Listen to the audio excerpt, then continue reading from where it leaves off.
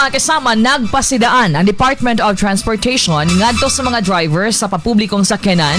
nga undangon na ang pagpangilad o pagpahimulo sa mga pasahero bisan lokal man kun langyaw ang mga turista taliwala sa pagsaka karon sa presyo sa lana. Sumala ni Banoy Lopez ang kalihim sa DOTR, gimanduan na sa ahensyas ang Land Transportation Franchising and Regulatory Board kun LTFRB o Land Transportation Office kun LTO sa pagdakop sa mga driver nga mapamatud ang nangilad og pasahero sama sa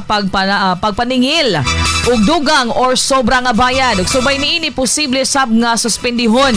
kung kansilahon ang prangkisa sa operator o pasakaan pa og gasong kriminal ang mga makalapas niini. Giauhag sa ahensya mga driver o operator sa pampublikong transportasyon nga magmatinud-anon sa pagpaningil sa pasahe ug likayan ang pagpahimulo sa mga pasahero